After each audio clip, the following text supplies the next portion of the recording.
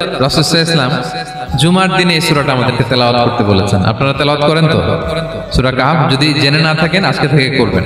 রাসূল সাল্লাল্লাহু আলাইহি ওয়াসাল্লাম বলেছেন যে জুমার দিনে যে এই সূরা কাহফ তেলাওয়াত করবে, মান ক্বারা সূরাতাল কাহফি ফি ইয়াউমিল জুমআতি আদাআ লাহু মিনান নূরি মা বাইনাল জুমআতাইন। দুই জুমার মাঝখানে আল্লাহ তাআলা এই জুমার সময়টাকে তার জন্য আলোকিত করে দেয়।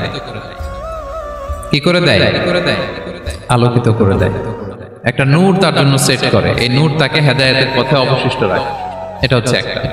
তাহলে জুমার দিন আমরা সূরা কাহফ তেলাওয়াত করব, মনে করি এটা সুন্নাহ। জুমার দিনের সুন্নাহগুলোর মধ্যে থেকে একটা সুন্নাহ হচ্ছে সূরা কাহফ তেলাওয়াত করা। আবার আরেকটা হাদিসে রাসূল সাল্লাল্লাহু আলাইহি ওয়াসাল্লাম বলেছেন, মান হাফিযা 10 আয়াতিন মিন আউয়ালি সূরাতিল কাহফি উসিমা মিন ফিতনাতিদ দাজ্জাল। যে ব্যক্তি সূরা কাহফের প্রথম 10 আয়াত মুখস্থ করবে সে দাজ্জালের ফিতনা থেকে মুক্তি পাবে। দাজ্জালের নাম তো আপনারা শুনেছেন, ভয়ঙ্কর ডেঞ্জারাস একটা ক্যারেক্টার। পৃথিবীর শুরু থেকে শেষ পর্যন্ত এর চেয়ে বড় ফিতনা আসেনি, আসবেও না। দাজ্জালের ফিতনা, সে তার এক চোখ থাকবে, আরেক চোখ এরকম বন্ধ থাকবে, এখানে লেখা থাকবে কাফারা। কোনোভাবেই তাকে দমানো যাবে না, হত্যা করা যাবে না। আল্লাহ নবী ঈসা আলাইহিস সালাম তাকে হত্যা করবেন। তো যে ব্যক্তি সূরা কাহফ তেলাওয়াত করবে, সূরা কাহফের প্রথম 10 আয়াত বিশেষ করে মুখস্থ রাখবে, আল্লাহ তাআলা উসিমা মিন ফিতনাতিদ দাজ্জাল, দাজ্জালের ফিতনা থেকে তাকে বাঁচাবেন। তো আমরা দাজ্জালের ফিতনা থেকে বাঁচতে চাই কি চাই না? আমরা যেন সূরা কাহফের প্রথম 10 আয়াত মুখস্থ করি, সূরা কাহফ যেন জুমার দিন আমরা তেলাওয়াত করি। So now the question arises, what is the relationship of Suratul Kahf with Dajjal? দাজ্জালের সাথে সূরা কাহফের রিলেশনটার কারণ কি? একটা মেকানিজম তো এখানে আছে। এত সূরা থাকে, রাসূল সাল্লাল্লাহু আলাইহি ওয়াসাল্লাম কেন বলেন যে সূরা কাহফ পড়লে দাজ্জালের ফিতনা থেকে বাঁচবে? কারণটা কি? এর কারণ হচ্ছে দাজ্জাল আমাদেরকে যে সমস্ত জিনিস দিয়ে ফিতনায় ফেলবে, ওই ফিতনাগুলোর সলিউশন আল্লাহ তাআলা সূরা কাহফের ভিতরে রেখে দিয়েছেন। দাজ্জাল 4টা জিনিস দিয়ে আমাদেরকে ফিতনায় ফেলবে। ট্রায়াল অফ ফেথ, এক নাম্বার। ঈমানের পরীক্ষা সে আমাদেরকে ফেলবে, আমাদের বিশ্বাস নিয়ে ছিনিমিনি খেলবে সে। এটার সলিউশন আছে সূরা কাহফ, আমি বলবো আস্তে আস্তে। 2 নম্বরে দাজ্জাল আমাদেরকে ফিতনায় ফেলবে, দ্য ট্রায়াল অফ ওয়েলথ, সম্পদ দিয়ে সে আমাদেরকে ফিতনায় ফেলবে। 3 নম্বর, দ্য ট্রায়াল অফ নলেজ, জ্ঞান দিয়ে সে আমাদেরকে ফিতনায় ফেলবে। 4 নম্বর, দ্য ট্রায়াল অফ পাওয়ার, ক্ষমতা দিয়ে সে আমাদেরকে ফিতনায় ফেলবে। দাজ্জাল 4টা জিনিস দিয়ে আমাদেরকে পরীক্ষায় ফেলবে। কয়টা? এক হচ্ছে ঈমানি পরীক্ষা, 2 হচ্ছে সম্পদ দিয়ে পরীক্ষা, 3 হচ্ছে জ্ঞান দিয়ে পরীক্ষা, 4 হচ্ছে ক্ষমতা দিয়ে পরীক্ষা। সে ঈমানের পরীক্ষায় আমাদেরকে ফেলবে। সে এসে বলবে আমি তোমার রব, এবং এটা প্রমাণ করার জন্য যা যা দরকার আল্লাহ তাআলা তাকে সব দিবেন। সে সব করতে পারবে। সে বলবে আমি তোমার রব। যদি বিশ্বাস না হয়, তোমার বাবাকে যদি জীবিত করে বিশ্বাস করবে, অনেকে বলবে হ্যাঁ আমার আব্বাকে জীবিত করে দেখান, তো তার বাবাকে ঠিকই সে জীবিত করে ফেলবে। আসলে শয়তান তার বাবার সূরত নিয়ে সামনে দাঁড়াবে, আরে তাই তো, এটাই তো আমার বাবা, এটাই তো আমার দাদা। মানুষ ফিতনায় পড়ে যাবে, ঈমানের ফিতনায়। সে ভাববে আসলে এটাই বোধহয় আমার রব, এবং তাকে এত ক্ষমতা দেয়া হবে, তার ডান দিকে থাকবে জান্নাত, বাঁ দিকে জাহান্নাম। তার কাছে আল্লাহ এটা দিবে। যে তার কথা শুনবে তাকে সে জান্নাতে ঢুকাবে, কিন্তু জান্নাতে ঢুকে সে জাহান্নামের শাস্তি ভোগ করবে। এটা তার বাইরের মানুষ বুঝবে না, অ্যাপারেন্টলি এটা জান্নাত। আর যে তাকে মানবে না তাকে সে জাহান্নামে ফেলবে, কিন্তু জাহান্নামে ঢুকলেও সে জান্নাতের নাজ নেয়ামত ভোগ করবে। তাহলে এই যে ঈমানের ফিতনায় সে ফেলে দিবে আমাদেরকে। তো ঈমান কি করে বাঁচাবো, এটার সলিউশন আমি শোনাবো আপনাদের। 2 নম্বরে সে আমাদেরকে সম্পদ দিয়ে ফিতনায় ফেলবে। যার যা লাগবে সে তাই দিতে পারবে, যা লাগবে। সে যদি আকাশকে বলে আকাশ বৃষ্টি দাও, যাকে তারা মানবে ওই এলাকায় বৃষ্টি হবে, সুজলা সুফলা শস্য শ্যামলা হবে সে সমস্ত এলাকা, ফল মূলে ভর্তি হবে, বরকত আর বরকত।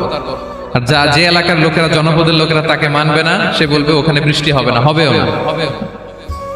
ওখানে খরা, দুর্ভিক্ষ, মাটি ফেটে চলছে, মানুষ না খেয়ে মরবে, মহামারী, দুর্ভিক্ষ দেখা দেবে। তখন বিশ্ববাসী মনে করবে এটাই বোধহয় আমাদের রব। তার মানে সম্পদ দিয়ে ফিতনায় ফেলে দেবে। 3 নম্বর হচ্ছে নলেজ, তার জ্ঞানের কাছে গোটা বিশ্ব হার মানবে। পূর্বের পরের যত জ্ঞান আছে সব আল্লাহ তাকে দিবে। ইলমুল আউয়ালিন ওয়াল আখিরিন, এমন কোন প্রশ্ন নেই যেটা দিয়ে তাকে আটকানো যায়। যাই জিজ্ঞেস করবেন সব জানতা, সব বলে দেয়। ভবিষ্যৎবাণী বলে দিবে, বলবে আগামীকাল ওইখানে অমুক দেশে বোমা বিস্ফোরণ হবে ওইখানে, ওখানে দুর্ভিক্ষ হবে, ভূমিকম্প হবে, সে যা বলবে তাই হবে। তার জ্ঞানের এই বহর দেখে মানুষ ফিতনায় পড়ে যাবে। 4 নম্বর হচ্ছে দ্য ট্রায়াল অফ পাওয়ার, ক্ষমতা। তার ক্ষমতার সামনে সবকিছু একেবারে ছিন্ন বিচ্ছিন্ন হয়ে যাবে, এত ক্ষমতা হবে তার। সে যেমনটি বলবে তেমনটি করতে হবে, বাতাসের চেয়ে দ্রুত বেগে সে এক দেশ থেকে আরেক দেশে চলে যাবে। তো তার এই সমস্ত অলৌকিক ক্ষমতা দেখে মানুষ ফিতনায় পড়ে যাবে। এবং এই ফিতনা, এই পরীক্ষার মুহূর্তগুলোতে মানুষ কিভাবে নিজেকে ধরে রাখবে তার সলিউশন আল্লাহ তাআলা সূরা কাহফে দিয়েছেন। এই 4টা ফিতনা থেকে বাঁচার জন্য আল্লাহ সূরা কাহফে 4টা ঘটনা উল্লেখ করেছেন। কয়টা? 1 নাম্বার হচ্ছে আসহাবে কাহফ, যুবকদের ঘটনা, 7 জন যুবকদের ঘটনা। ঈমান কি করে বাঁচাবেন, সলিউশন ওখানে। সম্পদের ফিতনা থেকে কিভাবে নিজেকে বাঁচাবেন, এজন্য একজন বাগানওয়ালার ঘটনা আল্লাহ সেখানে বলেছেন। জ্ঞানের ফিতনা থেকে কি করে বাঁচবেন, এজন্য আল্লাহ তাআলা মুসা আলাইহিস সালাম এবং খিজির আলাইহিস সালামের ঘটনা সেখানে উল্লেখ করেছেন। আর ক্ষমতার ফিতনা থেকে কি করে বাঁচবেন এটা বোঝানোর জন্য আল্লাহ তাআলা যুলকারনাইনের ঘটনা উল্লেখ করেছেন। 4টা ফিতনা থেকে বাঁচার জন্য কয়টা ঘটনা? 4টা ঘটনা। আমরা তাহলে একটা একটা করে ঘটনা শুনি, আমরা একটু উদ্ধার করার চেষ্টা করি যে কি কি সলিউশন আল্লাহ তাআলা আমাদের বাতলে দিলেন। 1 নম্বর হচ্ছে আসহাবে কাহফের ঘটনা। এটা 250 খ্রিস্টাব্দের সময়কালে রোমান সাম্রাজ্যের একজন বাদশা ছিল, নাম দাকিয়ানুস, প্রতাপশালী বাদশা, পৌত্তলিক, মূর্তির পূজা করে। ঈসা আলাইহিস সালাম বিদায় নিয়েছেন 250 বছর হলো। তো সব নবীর ধর্মই কিন্তু ইসলাম, যদিও আমরা নাসারা বলি, ইহুদি বলি, সব নবীদের ধর্মই কি ইসলাম। তো তিনি ছিলেন পৌত্তলিক, মূর্তির পূজা করত। আর তার এলাকায় কেউ যদি ঈসা আলাইহিস সালামের নাম নিত, আখিরাতে বিশ্বাস করত, আল্লাহ বিশ্বাস করত, তাদেরকে তারা পাথর মেরে হত্যা করত। এজন্য ভয়ে কেউ ঈসাই ধর্মে ঈমান আনত না, মানে ইসলামে ঈমান আনত না। এই রাজার ভয়ে সবাই মূর্তির পূজা করত।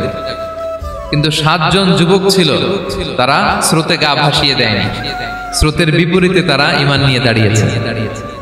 তারা ঈসা আলাইহিস সালামের রেখে যাওয়া সত্য ধর্মের উপর ঈমান এনেছিল, আখিরাতে তারা বিশ্বাস করত। তো এই 7 জন যুবকের কথা ছড়াতে ছড়াতে রাজা দাকিয়ানুসের কাছে চলে যায়। উনি তো রেগে মেগে আগুন ডেকে পাঠালো 7 জনকে। তো তাদেরকে জিজ্ঞেস করলো, তোমরা কাকে মানো? বলতেছে এক আল্লাহকে মানি। সাহসী, খুবই সাহসী। বলতেছে তুমি কি জানো তোমরা কার সামনে কথা বলতেছো? আমি তো তোমাদেরকে মৃত্যুদণ্ড দিতে পারি। তারা বলে দেন, কিন্তু আমরা সব বিসর্জন দিলেও ঈমান বিসর্জন দিতে পারবো না। সুবহানাল্লাহ। তিনি বললেন, তোমরা যুবক মানুষ, রক্ত গরম, আবেগে কথা বলতেছো, 3 দিন সময় দিলাম, যাও। ঈসার নাম ভুলে যাও, আখিরাত ভুলে যাও, আল্লাহর নাম ভুলে যাও। 3 দিন পরে তোমাদেরকে আবার ইন্টারভিউ নেব। ওই দিন যদি একই কথা বলো, পাথর মেরে 7 জনকে দুনিয়া থেকে উড়িয়ে দেবে। তারা চলে গেল। এবার 7 বন্ধু মিলে পরামর্শ করতে লাগলো, কি করতে পারি আমরা, এই গুণে ধরা সমাজকে আমরা কিভাবে বাঁচাবো, এই পৌত্তলিকতার ছোবল থেকে এই ইফসিস নগরীকে বাঁচাবো কি করে। নগরীটার নাম ছিল ইফসিস নগরী। বর্তমানে এটা তুরস্কের ইজমির শহরে অবস্থিত। এখনো জায়গাটা প্রত্নতাত্ত্বিকদের ওই ইয়েতে এটা সংরক্ষিত, এখনো টুরিস্টরা যায়। তো তারা বললো, আমরা ঈমান বিসর্জন দিব না, যদি আমরা ওদের কথা মেনে নিই আমরা তো মুশরিক হয়ে গেলাম, চলো আমরা এক কাজ করি, আমরা এলাকা ছেড়ে দিই। এই 7 যুবক আল্লাহর উপর ভরসা করে তারা বাড়ি ঘর আত্মীয় স্বজন সব ছেড়ে দিয়ে, লোকালয় ছেড়ে দূরে একটা পাহাড়ের ভেতরে আশ্রয় নিল। পাহাড়ের ভেতরে একটা গুহা ছিল, এই গুহাকেই আরবিতে বলে আল কাহাফ। কি বলে? এই সূরার নাম কি? সূরাতুল কাহাফ। তো তাদের সাথে সাথে একটা কুকুরও যাচ্ছিল। তারা বারবার তাড়িয়ে দেওয়ার চেষ্টা করতেছিল কুকুরটাকে, যাতে না যায়, কিন্তু কুকুর শুধু কান্না করে তাদের সাথে যাওয়ার জন্য ঘেউ ঘেউ করতেছিল। এই কুকুরটাকেও সাথে নিল। ভালো মানুষদের সাথে থাকলে কি হয় দেখেন, এই কুকুরের কথা, যেহেতু 7 জন ইমানদারের সাথে একটা কুকুর ছিল, এই কুকুরের কথা আল্লাহ সূরাতুল কাহাফে উল্লেখ করে দিয়েছে। ওয়া কালবুহুম বাসিতুন যিরাআইহি বিল ওয়াসি। তো তারা ভিতরে গেল, যে প্রচন্ড ক্লান্ত, তারা ঘুমিয়ে পড়লো। কি করলো? এই এক ঘুমে আল্লাহ 309 বছর কাটাই দিলেন। কয়শো 9 বছর? 9 বছর ঘুম, সব ঘুম, প্রচন্ড ঘুম, ঘুম যেন আর কাটে না। 309 বছর পরে এরা জাগলো। এখন খুব ক্ষুধা, ঘুমে আর মোর ভাঙতেছে। আর একজন জিজ্ঞেস করতেছে, কি লম্বা সময় ঘুম দিলাম কোথায় আমরা? একজন বলতেছে, হ্যাঁ, মনে সারাদিনই ঘুমাইছি আমরা। আরেকজন বলতেছে না না সারাদিন না, দিনের কিছু অংশ হয়তো ঘুমাইছি। আসলে কয় বছর ঘুমাইছে? 309 বছর। তো এদিকে সভ্যতার তো চেঞ্জ এখানে। ওই দাকিয়ানুস মরে, এর ছেলে মরে, এর নাতি মরে, পুতি মরে, এখন 6ষ্ঠ নম্বর রাজা আসছে। প্রজন্মের পর প্রজন্ম তো শেষ। 309 বছরে কমপক্ষে 4-5টা জেনারেশন চেঞ্জ হবে। তো জেনারেশন চেঞ্জ হয়ে, এলাকা চেঞ্জ হয়ে, তারা যে স্বপ্ন দেখেছিল এই ইফসিস নগরীতে কালিমার পতাকা উঠবে, তাদের স্বপ্ন আল্লাহ বাস্তবায়ন করেছেন। 309 বছরের ব্যবধানে এই এলাকার সবাই মুসলিম হয়ে গেছে। আল্লাহ চাইছিলেন ওদেরকে দেখাবে এটা, যে স্বপ্নটা যে বাস্তবায়ন হয়েছে এটা দেখাবে। ঘুম থেকে উঠছে, একজনকে তারা বললো যে লুকায় লুকায় চাদর মুড়ি দিয়ে কিছু রুটি নিয়ে আসো বাজার থেকে, যাতে তোমাকে না চিনে। চাদর মুড়ি দিয়ে যাও। কিছু পয়সা ছিল, মুদ্রা দিয়ে দিছে। তো সে যে যখন দোকানদারের কাছ থেকে রুটি নিয়েছে আর মুদ্রা দিছে, দোকানদার বলে এই মুদ্রা কোথা থেকে আসলো? 309 বছর আগে মালয়েশিয়াতে রিঙ্গিট ছিল কিনা জানি না, যেভাবে ওরা ট্রানজাকশন করতে পারে যেটা ছিল, ওইটা যদি এখন কেউ দেয়, রাধুনী বিলাসে খাবার পাওয়া যাবে? হ্যাঁ। তো রুটিওয়ালা বলে তুমি বর্তমান সময়ের মুদ্রা দাও, এটা দিচ্ছ কেন? বলতেছে এটা তো বর্তমান সময়ের মুদ্রা। বলতেছে এই যে মুদ্রার মধ্যে দেখো কোন সালের সিল দেওয়া, এটা তো শত শত বছর আগে। বলতেছে কি বলে শত বছর আগে? আমি তো আজকে সকালেই বাজার করলাম, ওই বাজার করে যে টাকাগুলো ছিল ওইটাই তো পকেটে। বলতেছে বলে কি? নিশ্চয়ই তুমি গুপ্তধনের সন্ধান পেয়েছো, হিডেন ট্রেজার। বলো, মানে তার সাথে এদের কথাবার্তা কিছু মিলতেছে না। পরে তাকে ধরে ওই সময়কার রাজার কাছে নিয়ে গেছে। ওই রাজা আবার মুসলিম, সবাই মুসলিম তখন। সে যা বলে এরাও কেউ বিশ্বাস করে না, এরাও যা বলে এও বিশ্বাস করে না। আর এলাকা এর বাড়ি ঘর আসবে কোত্থেকে? এর নাতি পুতি যা আছে 5-6 পুরুষ তো মরে সবাই কবরে। তখন তার কথা শুনে সবাই অবাক। তো এটা মিলানোর জন্য তারা 309 বছর আগের দাকিয়ানুস বাদশার সরকারি যে নথিপত্র, ওই পুরাতন ছিঁড়া নথিপত্র তারা বের করলো। বের করে দেখে ঠিকই দাকিয়ানুস নামে এক বাদশা ছিল, আর অনেক শত শত বছর আগে মোস্ট ওয়ান্টেড 7 জন যুবক ছিল, যাদের ব্যাপারে এক্সিকিউশনের অর্ডার ছিল। এখন দেখে তারা অবাক। লম্বা ঘটনা আমি খুব শর্ট করে বলতেছি। পরে সবাই মিলে তাকে সহ ওই গুহায় গেল। গুহায় যাওয়ার পরে সে বাকিদেরকে ডাকতে গুহার ভিতরে ঢুকলো। আল্লাহ তাআলা 7 জনকে ওইখানে মৃত্যু দিয়ে দিলেন। চিরকালের জন্য এই 7 জন ঘুমায় পড়ল। আর এলাকাবাসী রাজা সহ ওইখানে তারা একটা মসজিদ নির্মাণ করলো। This is the story of আসহাবে কাহাফ। তো এলাকাবাসী যদিও মুসলিম হয়েছিল, কিন্তু আখিরাতের ব্যাপারে তাদের একটা সন্দেহ ছিল যে আসলে মানুষ মরার পরে কি আবার জীবিত হবে? মৃত্যুবরণ করার পরে আবার মানুষ জীবিত হবে? তাদের মনের মধ্যে একটা সন্দেহ ছিল যে আসলে মারা গেলে মানুষ আবার উঠতে পারে। তাদের এই সন্দেহ দূর করার জন্য আল্লাহ তাআলা এই 7 জনকে 309 বছর ঘুম পাড়িয়ে আবার জীবিত করলেন। সুবহানাল্লাহ বিহামদিহি। তাহলে ঈমান কিভাবে বাঁচাতে হয়, এটার প্রেরণা আমরা এই 7 যুবকের কাছ থেকে পাই। এখানে যেটা আমরা শিখি প্রিয় ভাইরা, 1 নম্বর লেসন হচ্ছে আমাদের গুড কোম্পানি লাগবে, রাইটাস পিপল, মানে আমাদের সার্কেলটা ভালো হইতে হবে। তাদের 7 জনের সার্কেলটা খুব ভালো ছিল, ফলে তারা বিপথে যায় না, এবং তারা এমন শক্ত সিদ্ধান্ত নিয়েছে যে আল্লাহ তাআলা সেটাতে বরকত দিয়েছেন, গোটা সমাজকে আল্লাহ তাআলা চেঞ্জ করে দিয়েছেন। এটা হচ্ছে 1 নম্বর লেসন। আপনি ঈমান বাঁচাতে হলে আপনার সার্কেল ভালো লাগবে। খুঁজবেন যে এলাকায় যাবেন ওখানে নামাজি সার্কেল কারা আছে, ওখানে জ্ঞানী গুণী সার্কেল কারা আছে, ওখানে ভালো কাজ করতে চায়, একে অপরকে সহযোগিতা করে, কল্যাণের পথের যাত্রী কারা আছে খুঁজতে হবে আপনাকে। খুঁজে ওই সার্কেলে আপনি যুক্ত হবে, তাইলে ঈমান বাঁচানো যাবে। ক্লিয়ার? 2 নাম্বার হচ্ছে conflict between believers and disbelievers it's universal. সত্য মিথ্যার লড়াই, এটা চিরন্তন, আজীবন থাকবে। এটা ওনাদেরও ছিল, এখনো আমাদের লড়াই করে যেতে হচ্ছে, আমাদের ভবিষ্যৎ প্রজন্মও করবে। এই লড়াইটা আমরা করে যেতে চাই। কি বলেন? হ্যাঁ, থামা যাবে না? আমরা থামতে আসি নাই, আমরা এই লড়াইটা করে যাব। আমরা সত্যের কথা বলেই যাব ইনশাআল্লাহ। বলেন। 3 নাম্বার হচ্ছে যে লেসনটা আমরা পাই, অনেকগুলো লেসন, আমি খুব প্রেসাইজলি বলতেছি। যুবকরা চাইলে একটা সমাজকে পাল্টে দিতে পারে। এই পৃথিবীতে যত বড় বড় বিপ্লব হয়েছে এগুলো যুবকরা এনেছে। তারা হচ্ছে সভ্যতা গড়ার কারিগর। আসহাবে কাহাফ আমাদের এই সময়ের নওজওয়ানদের জন্য প্রেরণা। তারা আমাদের জন্য প্রেরণার বাতিঘর। তারা যেমনি ঈমানকে রক্ষা করেছে, আমাদের যুবকরা চাইলেও তাদের ঈমানি চেতনা দিয়ে, স্পিরিট দিয়ে সমাজটাকে পাল্টে দিতে পারে। কি বলেন? এখানে বেশিরভাগই তো যুবক। হ্যাঁ, গুড সার্কেলে থাকবেন তো আপনারা? সত্যের পক্ষে সবাই থাকবেন তো? আল্লাহ তাআলা কবুল করুন। আচ্ছা, এবার দ্বিতীয় নাম্বার ছিল সম্পদের ফিতনা, কিভাবে বাঁচবেন। আসহাবে কাহফের পরে সূরা কাহফে আল্লাহ তাআলা একজন বাগানওয়ালার ঘটনা বলেছে। দুজন বন্ধু, একজন একটু গরিব, সে বিশ্বাসী, আরেকজন ধনী, সে অবিশ্বাসী। তাকে আল্লাহ তাআলা বিশাল বড় খেজুরের বাগান আর আঙ্গুরের বাগান দিয়েছেন, বিশাল বড়, অনেক বড় বিজনেস ম্যাগনেট। তো এই সম্পদের অহংকার সে করত।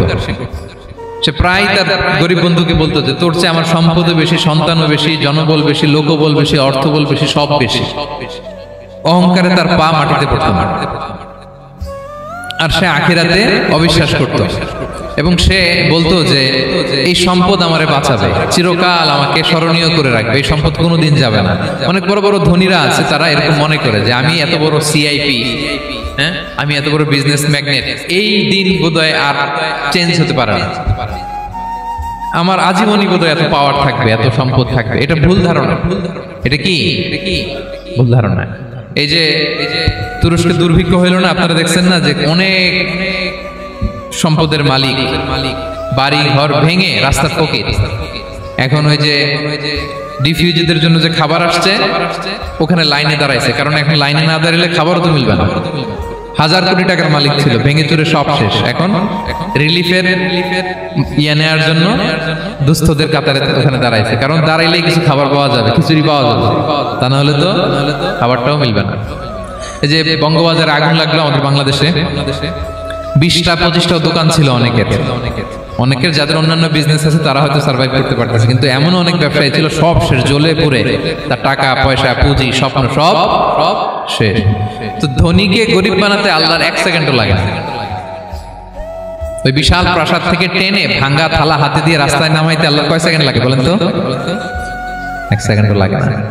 সো এই লেসনটা কিন্তু আমাদের নিতে হবে। এবং ওই ব্যক্তির নসিবে তাই ঘটেছিল, সে যখন অহংকার করতেছিল আল্লাহ তাআলা আকাশ থেকে হুসবান একটা আগুন পাঠালেন। ওই আগুন এসে তার আঙ্গুরের বাগান, তার খেজুরের বাগান, বিশাল মাইলকে মাইল এই বাগান জ্বালিয়ে পুরো মুহূর্তের মধ্যে সারখার করে, এবং মুহূর্তের মধ্যে সে পথের ভিখারি, ফকির। এই ঘটনাটা এনে আল্লাহ তাআলা সম্পদশালীদেরকে রিমাইন্ডার দিলেন যে এই সম্পদের ফিতনায় তোমরা পড়ে যেও না। আমরা সম্পদশালী হলে বাস্তবতা অনেক সময় ভুলে যাই। সূরাতুল হুমাযাতে আল্লাহ তাআলা বলেন ইয়াহসাবু আন্না মালাহু আখলাদা, সম্পদশালীরা মনে করে এই সম্পদ আমাকে চিরকাল বাঁচিয়ে রাখবে, চিরকাল বোধহয় এই সম্পদ আমার হাতে থাকবে। না, এটা হাতের ময়লা, আজ আছে কাল নাই, যে কোনো সময় চলে যেতে পারে। এটা হচ্ছে ম্যাটেরিয়ালিস্টিক আউটলুক, বস্তুবাদী চিন্তা থেকে এই আমাদের ধনী ভাইদের এই সমস্যাটা হয়, ভোগবাদী চিন্তার প্রভাব আর কি। সম্পদ যখন হাতে থাকে ধরাকে সরাজ্ঞান করে, মনে করে যে সবই আমার কন্ট্রোলে। না, আপনারে ওই গরিবের কাতারে আনতে, ওই রিলিফের সম্পদ নেয়ার জন্য ওই লাইনে দাঁড় করাইতে আল্লাহর 1 সেকেন্ডও লাগে না। এটা খেয়াল রাখতে হবে। আমরা যখন প্রাইভেট কারে চড়ি মাঝে মাঝে অনেকে এসে হাত পাতে, এদেরকে ছোট করা যাবে না। গল্পটা আল্লাহ ভিন্ন করতে আল্লাহর 1 সেকেন্ডও লাগে না। ওইদিকে আমি দাঁড়ায় হাত পাততাম আর উনি প্রাইভেট কারে বসে থাকতো। আল্লাহ চাইলে এরকম করতে পারতেন না? পারতেন। এখান থেকে আমাদের জন্য শিক্ষা হচ্ছে সম্পদ এটা ক্ষণস্থায়ী, আজ আছে কাল নাই, এটা ক্ষণস্থায়ী, এটাকে এভারলাস্টিং মনে করা যাবে না। এভারলাস্টিং হচ্ছে আখিরাত। ওয়ালাল আখিরাতু খায়রুল লাকা মিনাল উলা, আখিরাত তোমার জন্য দুনিয়ার চেয়ে শ্রেষ্ঠ। এবং আল্লাহ তাআলা দৃষ্টান্ত একটা দিয়েছেন যে দুনিয়ার জীবনটা হচ্ছে কামা, ওই পানির মতো যেটা আনজালনাহু মিনাস সামা, আকাশ থেকে নাজিল করেছি।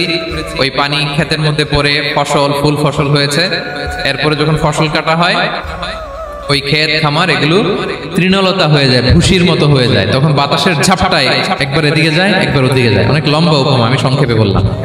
তো শেষ আউটপুটটা হচ্ছে এটা, সম্পদ এটা মুহূর্তেই চলে যেতে পারে।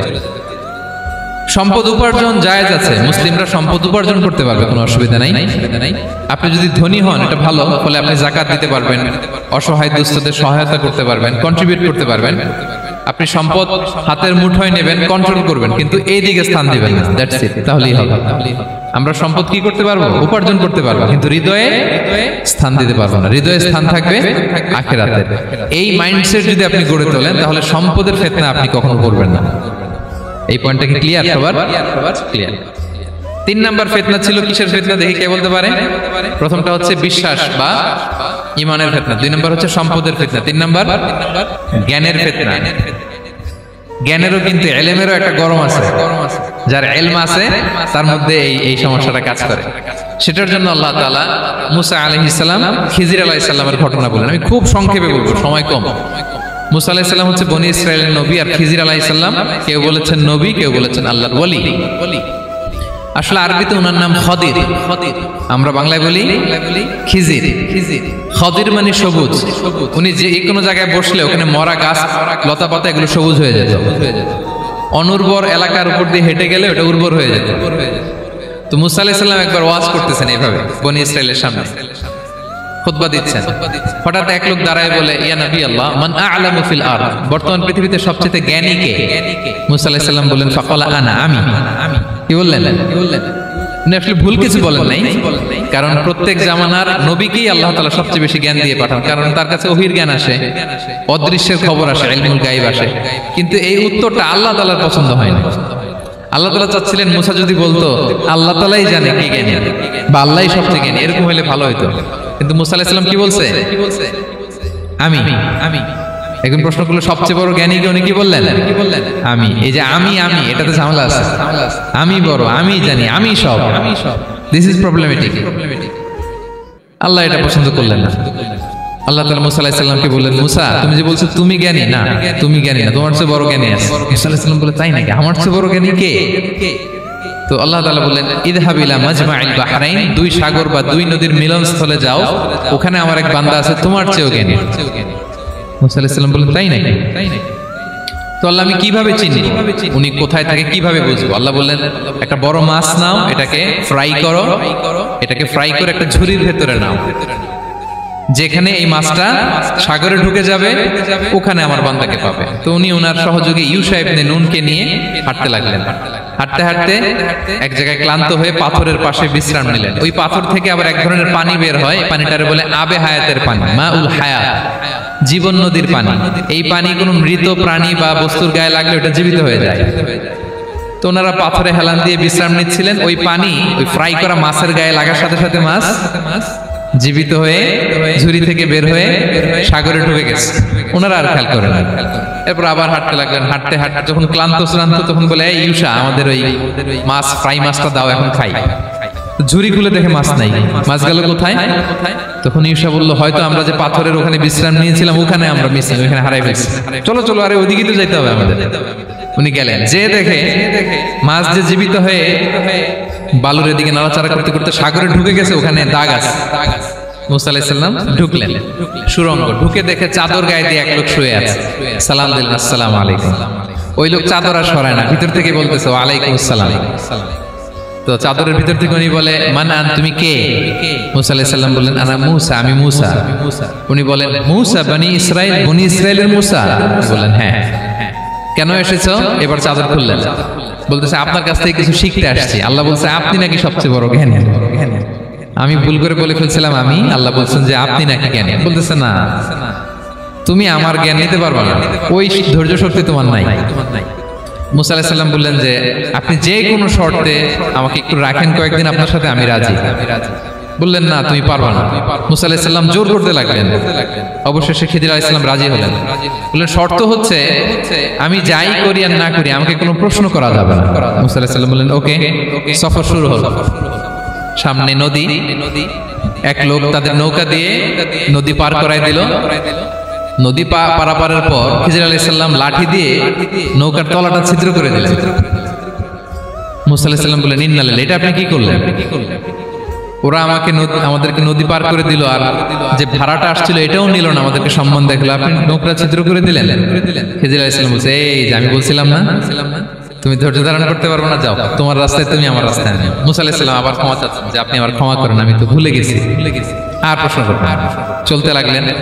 হঠাৎ বাচ্চারা খেলতেছে, এক বাচ্চাকে ধরে হত্যা করলেন খিজির আলাইহিস সালাম। এবার তো মুসা আলাইহিস সালাম রেগে গেছে, আপনি করলেনটা কি? নিষ্পাপ ফুলের মতো শিশুকে হত্যা করলেন। খিজির আলাইহিস সালাম বলে, এই যে আমি জানতাম যে তুমি ধৈর্য ধারণ করতে পারবে না, তোমার রাস্তা এক, আমার রাস্তা আরেক, যাও। এবার মুসা আলাইহিস সালাম করজোর করতেছে যে, this is the last chance, একটা ফাইনাল চান্স দেন, একটা সুযোগ দেন, আর আমি প্রশ্ন করব। এটাই লাস্ট। বললেন ওকে ঠিক আছে। হাঁটতে হাঁটতে এক ইহুদি বসতির সামনে যে হাজির, দুজনই খুব ক্ষুধার্ত, খাবার চাইলো, এরা আবার কৃপণ, খাবার দিল না। তো খিজির আলাইহিস সালাম বললেন ঠিক আছে, খাবার যেতে দিচ্ছেন, আমরা চলে যাই। যাওয়ার পথে দেখতেছে এই এলাকার একটা দেয়াল ভেঙে পড়ে যাবে। তিনি বললেন মুসা চলো এটা ঠিক করে দেই। দুইজন মিলে প্রচন্ড ক্ষুধায় এটা সেটা এনে দেয়ালটা তৈরি করতেছে। মুসা আলাইহিস সালাম তো এমনিই রাগী, পেটে আবার ক্ষুধা, আবার বলছে কিছু বলাও যাবে না। তিনি এবার আর প্রশ্ন করেন, বলতেছে ওরা এত কিপটামি করলো আর আপনি এটা করে দিলেন, আপনি তো চাইলে এটা টাকা নিতে পারতেন, পারিশ্রমিক নিতে পারতেন চাইলে। এই কথা বলার পর খিজির আলাইহিস সালাম বললেন হাযা ফিরাকু বাইনি ওয়া বাইনি, এখানেই তোমার আর আমার সেপারেশন, আর সামনে আগানো যাবে না, তোমার কোনো ধৈর্যই নাই। তো এতটুকু তোমাকে আমি বলি যে আমি একটাও আল্লাহর আদেশ ছাড়া করি নাই, আল্লাহর আদেশে আমি করেছি। কি? এক নম্বর হচ্ছে ওই যে আমাদের ভাড়া নিতে চাইলো না, আমাদেরকে পার করে দিল, নৌকাটা ছিদ্র করেছি কারণ এই এলাকায় একজন জালিম বাদশা আছে, সে নৌকা পেলেই গরিব মাঝিদের নৌকা সিজ করে নিয়ে যায়। তো এটাকে যখন তলায় ছিদ্র করে দিছি, এই রাজার লোকেরা এসে দেখবে যে এটা তলা ছিদ্র, পানি ঢুকতেছে, এটা নিবে না, ওরা পরে সামহাও এটা রিপেয়ার করে চালাইতে পারবে। মুসা আলাইহিস সালাম বলে সুবহানাল্লাহ, তাই তো, এটা তো আমি বুঝতে পারি নাই। আর ওই ছোট শিশুটাকে হত্যা করছি, ও অনেক বড় জালিম হবে এলাকা, তার ফিতনায় এলাকাবাসী তটস্থ থাকবে, সে তার মা বাবাকেও জাহান্নামে নেবে। এজন্য আল্লাহ তাআলা আদেশ দিয়েছেন আমাকে, আল্লাহর আদেশ আমি তাকে হত্যা করেছি। মুসা আলাইহিস সালাম বললেন তাই তো, এটা তো অনেক ভালো কাজ করছেন তাইলে। তো বলতেছে তাহলে ওইটা বলেন, খাবারও দিল না, এত কৃপণ, এদের দেয়াল কেন ঠিক করতে গেলেন আপনি? তখন তিনি বললেন যে আসলে এটা একটা ইয়াতিমদের ঘর ছিল, দুইটা ইয়াতিম শিশু, তাদের বাবা মা খুব ভালো ছিল, আর এই দেয়ালের নিচে আছে গুপ্তধন, এই দেয়ালটা পড়ে যাবে, এই গুপ্তধন তারা ছোট মানুষ নিতে পারবে না, এলাকাবাসী তাদেরকে বঞ্চিত করে নিয়ে যাবে। আমি দেয়াল গড়ে দিলাম যাতে করে তারা যখন প্রাপ্তবয়স্ক হয় নিজেদের সম্পদ নিজেরা বুঝে নিতে পারে। সুবহানাল্লাহ ওয়া বিহামদি। মুসা আলাইহিস সালাম বলে তাই তো, এগুলো তো আমি বুঝতে পারি নাই। তো এই ছিল খুব সংক্ষিপ্ত পরিসরে মুসা আলাইহিস সালাম খিজির আলাইহিস সালামের ঘটনা। তো রাসূল সাল্লাল্লাহু আলাইহি ওয়াসাল্লাম বুখারীতে একটা চমৎকার কথা বলেছেন, তিনি বলেছিলেন ওয়াদিদনা আন্না মুসা সাবার হাত্তা ইউকাসসা আলাইনা মিন আমরিহিম। রাসূল সাল্লাল্লাহু আলাইহি ওয়াসাল্লাম বলেছিলেন ইস, আমার ভাই মুসা যদি আরেকটু ধৈর্য ধরতো তাহলে আরো কিছু অজানা তথ্য আমরা জানতে পারতাম। এখান থেকে, এই ঘটনা থেকে আমরা কি শিখলাম? প্রথম যেটা আমরা শিখলাম, জ্ঞান নিয়ে বড়াই করতে নেই, ঠিক কিনা? জানার কোনো শেষ নেই, জাননেওয়ালার উপরও জাননেওয়ালা আছে, জ্ঞানীর উপরও জ্ঞানী আছে। আপনি কিছু জেনেই মনে করবেন না আমি সব জানি, আপনার চাইতেও বেশি জ্ঞানী অনেকে আছে। অনেক সময় বক্তার চাইতেও শ্রোতারা অনেক জ্ঞানী। হয়তো এখানে এমন অনেক জ্ঞানী লোক আছে যার ধারে কাছেও আমরা কেউ নেই, হতে পারে। সো আমি সব জানি, এটা ভুল, এটা শয়তান বলে। এটা কে বলে? শয়তান বলে। আবু নাওয়াস একটা কবিতা লিখেছেন, ওয়াকুল লিমান ইয়াদঈ ফিল ইলমি ফালসাফাতান হাবাসতা শাইআন ওয়া গাবাত আনকা আশিয়াউ। কেউ যদি বলে আমি সব জানি, তুমি তাকে বৃদ্ধাঙ্গুলি দেখিয়ে বলো আপনি কিছুই জানেন না, আপনি অল্প কিছু জেনেছেন, জানার এখনো অনেক বাকি। তাহলে মুসা আলাইহিস সালামের এই ঘটনা জিজ্ঞেস করা হলো কে জ্ঞানী, উনি বললেন আমি জ্ঞানী। এরকম কি আমরা কখনো বলবো? না। সবচাইতে বড় জ্ঞানী কে? ওয়াফাউকা কুল্লি যী ইলমিন আলিম, সবচাইতে বড় জ্ঞানী আল্লাহ তাআলা। সো জ্ঞান নিয়ে আমরা অহংকার করব না। দুই নম্বর যে শিক্ষাটা আমরা পাই, ওই যে নৌকা দিয়ে পারাপার হচ্ছিল, তখন একটা চড়ুই পাখি এসে সাগরের মধ্যে মুখ দিয়েছিল। তো খিজির আলাইহিস সালাম বললেন মুসা, তুমি কি চড়ুই পাখিটা দেখতে পাচ্ছ? হ্যাঁ দেখতে পাচ্ছি। চড়ুই পাখিটা যে সাগরে মুখ দিলে দেখতে পাচ্ছ? হ্যাঁ দেখতে পাচ্ছি। তখন খিজির আলাইহিস সালাম বললেন চড়ুই পাখিটা সাগরে মুখ দিয়ে পানি খাওয়ার পরে চড়ুই পাখির ঠোঁটে বা চঞ্চুতে যতটুকু পানি লেগে আছে, এই পানিটা হচ্ছে তোমার, আমার এবং মহাবিশ্বের আমাদের সকলের জ্ঞান। আর এই মহাসাগরের সকল পানি হচ্ছে আল্লাহ তাআলার জ্ঞান। আল্লাহ তাআলা বলেছেন ওমা উতিতুম মিনাল ইলমি ইল্লা কালিলা, আমি তোমাদেরকে একেবারে অল্প জ্ঞান দিয়েছি, একেবারে অল্প। এই রহস্যে ঘেরা এই মহাবিশ্বের অনেক কিছু আমাদের অজানা প্রিয় ভাইরা, আমরা অনেক কিছু জানি না, আমাদের এই লিমিটেড নলেজে এগুলো ধরে না, তারপর আমরা জ্ঞানের বড়াই করি। আপনারা উপমাটা বুঝতে পারছেন? একটা নৌকা থেকে চড়ুই পাখি ঠোঁট দিয়ে পানি খাচ্ছে, পানি খাওয়ার পরে স্বভাবতই চড়ুই পাখির ঠোঁটে একটু পানি তো লাগবে। খিজির বললেন যে এই পানিটা হচ্ছে তোমার আমার পৃথিবীর সবার জ্ঞান, আর এই সাগরের বাকি পানিগুলো কার জ্ঞান? এবার বুঝতে পারছেন আল্লাহ তাআলার জ্ঞানের পরিধি। আমরা জ্ঞান নিয়ে যেন কখনো কি না করি, বড়াই না করি। জ্ঞান দুই ধরনের, একটা বাহ্যিক জ্ঞান, একটা অন্তর্নিহিত জ্ঞান। External knowledge, internal knowledge. আমরা যখন কোরআন হাদিস পড়ি আমাদের বাহ্যিক জ্ঞান অর্জন হয়। কোরআন হাদিস পড়লে আপনি জ্ঞানী হয়ে যান। এটা কোরআন হাদিস পড়তে হয়, এটা ডাইজেস্ট করতে হয়, এটার উপর আমল করতে হয়। এই জ্ঞান অর্জন শেষে এরপরে আল্লাহর প্রিয় বান্দাদেরকে আল্লাহ অন্তরে ইলমের নূর দেন, ইলহাম দেন। That is the knowledge, that is the pure knowledge. আপনি হাফেজে কোরআন হয়ে ভাবেন না আপনি সব জানেন, আপনি বুখারী মুখস্থ করে ভাবেন না সব জানেন। এই সব জ্ঞান অর্জন করার পরে ইলমের নূর হাসিল হয়, সেটা আল্লাহ সবারে দেয় না। সো এই অন্তর্নিহিত জ্ঞান, দূরদৃষ্টি, farsightedness, that is the pure knowledge. এটার জন্য বছরের পর বছর, যুগের পর যুগ সাধনা করতে হয়।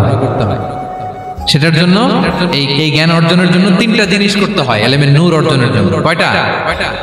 এক হচ্ছে বিনয়, দুই হচ্ছে সফর, তিন হচ্ছে সবর। আবার বলি, এক হচ্ছে বিনয়, দুই হচ্ছে সফর, তিন হচ্ছে সবর। আল্লাহ তাআলা আল্লাহর নবীকে তাওরাত দেওয়ার পরেও আরো ট্রেনিং সেশন করাইছেন খিজির আলাইহিস সালামের কাছে। যাও, ওনার কাছে গেলে তুমি ছোট হবা, নত হবা। জ্ঞান যদি আমি নিতে চাই আমাকে ছোট হইতে হবে। ধরেন একটা গ্লাস থেকে একটা খালি গ্লাসে পানি ঢালবো, তো যেটাতে নেওয়া হবে এটা উপরে থাকলে হবে? যে গ্লাসটার মধ্যে পানি আছে এটা উপরে থাকবে, ওইটা ব্ল্যাঙ্ক গ্লাসের মধ্যে পড়বে। আপনি নলেজ ইলম নিতে চাইলে আপনাকে নিচে থাকতে হবে, উনি উপরে থাকবে। আপনার শায়েখ আপনাকে দিবে, আপনার উস্তাদ আপনাকে দিবে, আপনার মুর্শিদ আপনাকে দিবে। বুঝতে পেরেছেন? তাহলে আমাদেরকে হাম্বলনেস লাগবে। শিখতে হইলে হাম্বল হইতে হয়, বিনয়ী হইতে হয়। আচ্ছা, দুই নাম্বার সফর করতে হয়। এটা আল্লাহ মুসা আলাইহিস সালামকে দিয়ে করাইছেন, যাও পিছে পিছে উস্তাদের পিছে পিছে ঘুরো। তো এজন্য সফর করতে হয়। এখন ঘরে বসে অনেক কিছু জানা গেল, উস্তাদের সান্নিধ্য লাগে, সফর করতে হয়। আমাদের ক্লাসিক আলেমরা হাদিস কালেকশনের জন্য শহরকে শহর সফর করতেন। এখনো আমাদের আলেমরা দেওবন্দে যায়, মিশরে যায়, মদিনায় যায়। এখানকার মালয়েশিয়ান স্টুডেন্টরা দেশে বিদেশে যে নলেজ অর্জন করে। সফর আপনাকে লাগবে। তাহলে বিনয়, সফর, তিন নম্বরে কি? সবর। ধৈর্যশীল হইতে হবে। দেখেন মুসা আলাইহিস সালাম বারবার প্রশ্ন করে ফেলতেছেন, বারবার ওয়াদা ভঙ্গ করতেছেন। এরকম করলে হবে না, ধৈর্য লাগবে। ধৈর্যের বলে বলিয়ান হলে তখনই আপনার মধ্যে ইলম আসবে। তাহলে জ্ঞানের ফিতনায় পড়ার আর আমাদের কোনো সম্ভাবনা আছে? আমরা বিনয়ী হব, আমরা জ্ঞান আল্লাহর দিকে ফিরাই দেব। আমরা বলবো উনি সবচেয়ে ভালো জানেন। পারা যাবে তো ইনশাআল্লাহ? আচ্ছা, আমি একেবারে শেষ পর্যায়ে চলে আসছি, 2 মিনিটের মধ্যে শেষ করে দিচ্ছি। 3 নাম্বার ছিল কিসের ফিতনা? 4 নাম্বার ক্ষমতার ফিতনা। এই ফিতনা থেকে বাঁচার জন্য সর্বশেষ আল্লাহ তাআলা যুলকারনাইনের ঘটনা বলেছেন। অনেক বড় বাদশা ছিলেন, পৃথিবীতে 4 জন বাদশা গোটা বিশ্ব শাসন করেছেন। 2 জন কাফির, 2 জন মুমিন। কাফির একজন হচ্ছে নমরুদ, যিনি ইব্রাহিম আলাইহিস সালামকে আগুনে ফেলেছিলেন। আরেকজন হচ্ছে বখতে নাসার, যাকে ইংরেজিতে বলে নেবুচারনেজার দ্য সেকেন্ড, দ্বিতীয় নেবুচারনেজার। তারা কোনো নির্দিষ্ট এরিয়ার বাউন্ডারির বাদশা না, গোটা বিশ্বের বাদশা ছিলেন। এই 2 জন কাফির। আর 2 জন বাদশা ছিলেন গোটা বিশ্বকে শাসন করেছেন, তারা ছিলেন মুমিন। একজন হচ্ছে সুলাইমান আলাইহিস সালাম, আল্লাহর নবী। আরেকজন হচ্ছে যুলকারনাইন, গোটা বিশ্ব শাসন করেছেন, প্রাচ্য থেকে পাশ্চাত্য সব জায়গায় তিনি গিয়েছেন, ইসলামের বাণী প্রচার করেছেন, জালিমদেরকে শায়েস্তা করেছেন। তো এরকম দিক বিদিক তিনি জয় করতেছিলেন। অনেকে যুলকারনাইনকে আলেকজান্ডার দ্য গ্রেটের সাথে গুলিয়ে ফেলে না। ম্যাসিডোনিয়াতে যে আলেকজান্ডার দ্য গ্রেট ছিল, উনি আর যুলকারনাইন এক নন। যুলকারনাইন হচ্ছে আল্লাহ তাআলার প্রিয় একজন বান্দা, অনেক বড় সাহসী বীর পুরুষ ছিলেন, গোটা বিশ্বে ইসলাম প্রচার করেছেন।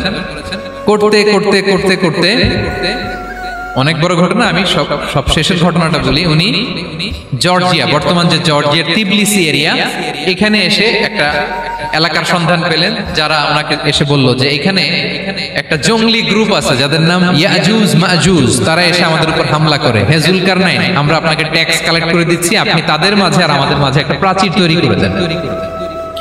আপনারা ইয়াজুজ মাজুজের নাম শুনেছেন না? ইংরেজিতে বলে গগ ম্যাগগ।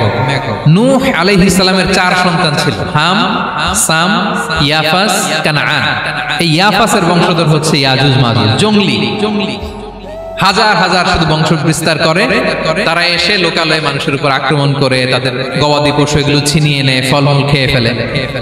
তো যুলকারনাইন বাদশার কাছে যখন বিচার দেওয়া হলো, উনি বললেন ঠিক আছে, তোমাদের ট্যাক্স দেয়া লাগবে না, তোমরা শারীরিক পরিশ্রম করে আমাকে সাহায্য করো। তো উনি বর্তমানে হচ্ছে এক পাশে কৃষ্ণ সাগর, ব্ল্যাক সি, আরেকদিকে কাস্পিয়ান হ্রদ বা কাস্পিয়ান সাগর, এর মাঝখানে 1200 কিলোমিটার লম্বা মাউন্টেন রেঞ্জ, পাহাড়ি এরিয়া। আপনারা গুগলে দেখবেন। এইখানে দুই পাহাড়ের মাঝখানে ফাঁকা জায়গায় তিনি বড় বড় লোহার পাত প্রথিত করলেন, গেড়ে দিলেন। এরপরে তামা, সীসা গালিয়ে বিশাল একটা ওয়াল তৈরি করলেন। এটা জুলকারনাইন উনার বানানো ওয়াল বা ড্যাম, প্রাচীর। এখন আর রিয়াজুল মাজুদ আসতে পারে না, ওরা আর আসতে পারে না। ওরা প্রতিদিন এটা ভাঙার চেষ্টা করে, কিন্তু ভাঙতে ভাঙতে আরেকটু ভাঙলেই ভেঙে যাবে। ওরা বলে আগামীকাল ভেঙে ফেলবে, ইনশাল্লাহ বলতে ভুলে যায়। এজন্য এরপরের দিন এসে দেখে আবার এটা আগের মতো হয়ে আসছে। কিয়ামতের আগ দিয়ে ওদের মধ্যে এই ইনশাআল্লাহর প্রেরণা আসবে। তাদের একজন বলে উঠবে আগামীকাল ইনশাআল্লাহ আমরা এটা ভেঙে খান খান করে দেব, ঠিকই ভেঙে ফেলবে। তখন তারা ভেঙে চুরে কুটি কুটি ইয়াজুজ মাজুজের দল এসে হামলে পড়বে। সামনে পড়বে তাবারিয়া সাগর। এক দল এসে তাবারিয়া সাগর এমন ভাবে খাবে, এই দল যাওয়ার পরে আরেক দল এসে এখানে যে সাগরে যে পানি ছিল এটা কল্পনাই করতে পারবে না। তারা পৃথিবীতে ফিতনা ফাসাদ করবে। ঈসা আলাইহিস সালাম তখন আসবেন, দোয়া করবে আল্লাহ তাআলার কাছে মুমিনরা, একটা মহামারী দিবে আল্লাহ তাআলা ইয়াজুজ মাজুজের মধ্যে, ওরা মরে যাবে সব। এরপর বিশাল এক পাখি এসে তাদেরকে আল্লাহর মর্জি মাফিক এমন এক জায়গায় ফেলে আসবে, কেউ জানবে না। তো তারা যে পচে গলে মাটির সাথে মিশেছিল, এই গলিত লাশ থেকে মাটি খুব উর্বর হয়ে যাবে। এরপর আল্লাহ তাআলা পৃথিবীর মধ্যে বারাকা দিবেন, কিছু রোপণ করলে তাড়াতাড়ি ফুলে ফেপে বড় বড় ফলমূল হচ্ছে। তো এটা কিয়ামতের আলামতের অন্য কোনো আলোচনায় হয়তো আমরা বলবো। তো জুলকারনাইন তিনি বিশাল এখানে প্রাচীর তৈরি করে দিয়েছিলেন, এবং প্রাচীর তৈরি করে দিয়ে তাদেরকে বলেছিলেন যে যতদিন আল্লাহ তাআলা চাইবেন এটা থাকবে, এবং যেদিন আল্লাহ তাআলার আদেশ আসবে এটা ভেঙে খান খান হয়ে যাবে। তার মানে দেখেন এত পাওয়ারফুল, এত শক্তিশালী, এত ক্ষমতাধর হওয়ার পরেও তিনি তার ক্ষমতাকে কার দিকে ফিরিয়ে দিয়েছেন, যে আল্লাহ যতদিন চাইবে এই প্রাচীর টিকে থাকবে, যেদিন আল্লাহ তাআলার আদেশ আসবে এই প্রাচীর ভেঙে ভেঙে খান খান হয়ে যাবে। সো আমরা ক্ষমতার দেখা পেলে, চেয়ার একটা পেলে আমরা যেন জালিম হয়ে না উঠি, এটা হচ্ছে এখান থেকে শিক্ষা। আমরা যেন জুলুম না করি। উনি সম্পদের মালিক ছিলেন, ক্ষমতার মালিক ছিলেন, কিন্তু উনি যে আল্লাহর বান্দা এটা ভুলে যান নাই। আমরা যখন ক্ষমতাশীল হই, আমরা যখন প্রধানমন্ত্রী হই, আমরা যখন প্রেসিডেন্ট হই, আমরা যখন পাওয়ারফুল হই, আমাদের সবচেয়ে বড় পরিচয় যে আমরা আব্দুল্লাহ, আল্লাহর গোলাম, এটা আমরা ভুলে যাই। আমাদের আসল পরিচয় কি?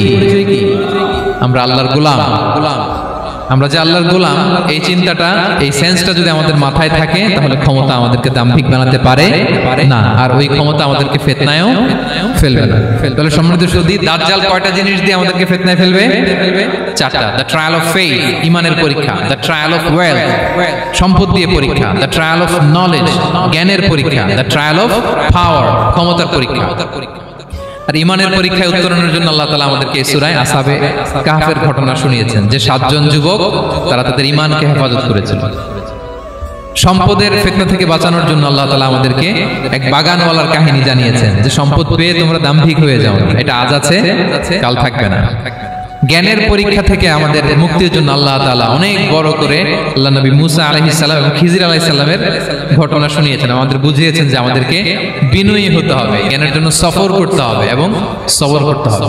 সবশেষে আল্লাহ তাআলা ক্ষমতার ফিতনা থেকে বাঁচানোর জন্য ক্ষমতাধর, আমরা তো একটা দেশের মালিক হই এখন, অমুক দেশের প্রেসিডেন্ট, অমুক দেশের প্রধানমন্ত্রী, উনি গোটা বিশ্বের প্রতাপশালী রাজা ছিলেন জুলকারনাইন। তারপরেও উনি যে আব্দুল্লাহ, উনি যে আল্লাহর গোলাম, এটা তিনি ভুলে যাননি। তাহলে এইভাবে যদি আমরা এই ফিতনাগুলো থেকে বাঁচার চেষ্টা করি, তাহলে এই ফিতনা থেকে আমরা বেঁচে থাকতে পারবো, এবং দাজ্জাল যদি এই মুহূর্তেও আসে, সে আমাদেরকে বিভ্রান্ত করতে পারবে না। পারবে না ইনশাআল্লাহ। ইনশাআল্লাহ বলেন। আর ভবিষ্যতের সব কাজের আগে আমরা সবসময় কি বলবো? মনে থাকবে সবার? আল্লাহ তাআলা আমাদের সবাইকে কথাগুলো বোঝার ও আমল করার তৌফিক দান করুক। হাযা মা ইনদি ওয়াল ইলমু ইনদাল্লাহ আলাইহি তাওয়াক্কালতু ওয়া ইলাইহি উনীব। ওয়াসসালামু আলাইকুম ওয়া রাহমাতুল্লাহি তাআলা ওয়া বারাকাতুহু।